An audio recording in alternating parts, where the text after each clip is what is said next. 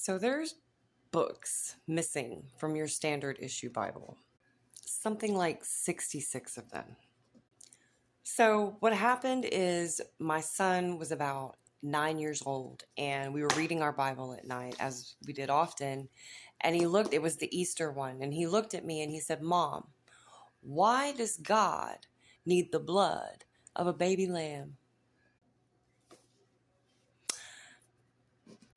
So my, knee-jerk reaction was the response that, we all got when we were younger, just because that's what the Bible says and that's the way it is and that's what it is.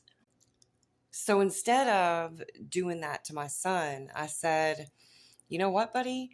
That doesn't really make a lot of sense. And I'm going to figure out why exactly does an all-knowing, all-powerful God need the blood of a baby lamb?" So I prayed that night and I asked for God to answer that question for me so that I could answer my son. That was the beginning of an extremely long 3-year road of researching and digging and reading and asking questions and looking at other spiritual texts. But if you look at other spiritual texts, you can see that they are all similar, right? Krishna, Jesus, Buddha, they all taught the same thing. So a few days later, I went to Goodwill looking for books and found this book, which is called Misquoting Jesus by Bart D. Ehrman.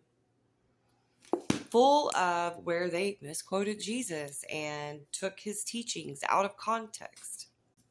A few days later, because the universe and God are just amazing, I found this book, The Lost Books of the Bible, at Goodwill.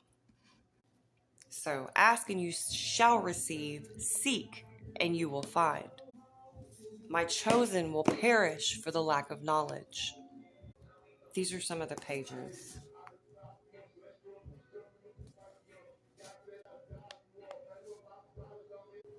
I'm going to read you this first page.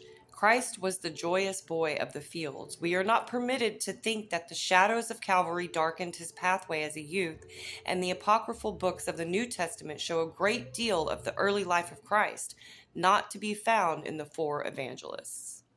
So here's going to be where a lot of my journey began, which is with Emperor Constantine in the 4th century. When I say the Roman Catholic Church,